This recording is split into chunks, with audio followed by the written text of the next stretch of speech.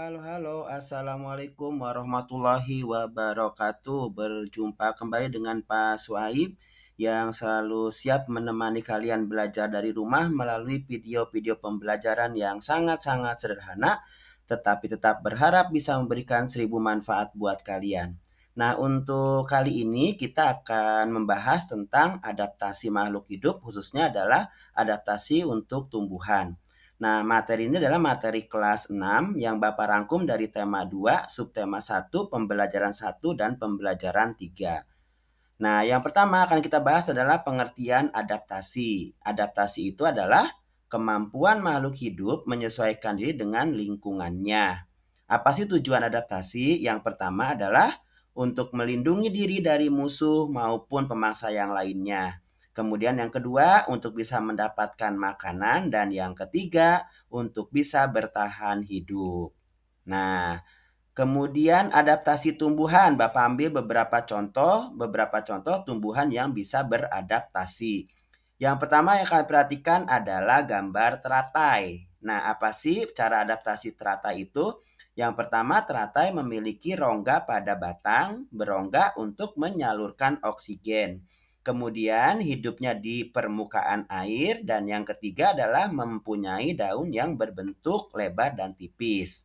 Kemudian yang kedua kalian perhatikan adalah pohon bambu. Apa sih cara adaptasi tumbuhan bambu beradaptasi?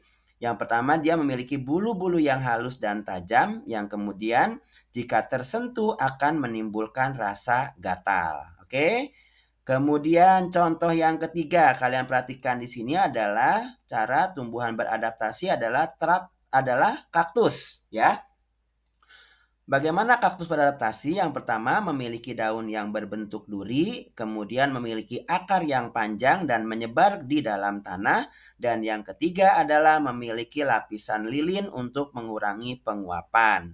Nah, ini contoh yang keempat, ya, yaitu mawar. Bagaimana mawar beradaptasi dengan lingkungannya?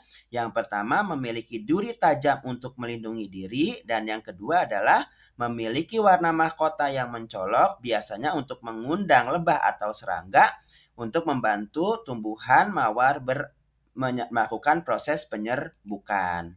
Nah, sekarang adaptasi tumbuhan berdasarkan habitatnya, yaitu tempat hidupnya. Yang pertama adalah tumbuhan hidrofit. Apa itu tumbuhan hidrofit? Yaitu tumbuhan yang sebagian tubuhnya ada di permukaan air, kemudian akarnya berada di air, memiliki rongga udara dalam batang atau tangkai daun, dan yang ketiga daunnya muncul di permukaan air. Contoh tumbuhan hidrofit itu adalah kangkung, ya. Kemudian yang kedua adalah tumbuhan higrofit. Apa itu tumbuhan higrofit? Tumbuhan yang hidup di daerah lembab. Kemudian tubuhnya terdiri atas bagian-bagian akar, batang, dan daun. Batangnya pada umumnya tidak tampak karena terdapat di dalam tanah. Nah, yang keempat, yang paling utama adalah daunnya yang muda, umumnya melingkar atau menggulung.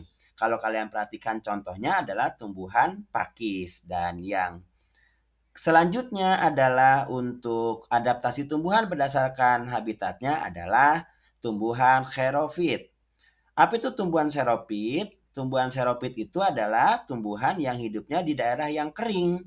Kemudian tumbuhan ini memiliki daun tebal, sempit, kadang-kadang berubah bentuk menjadi bentuk duri, sisik, atau bahkan tidak mempunyai daun.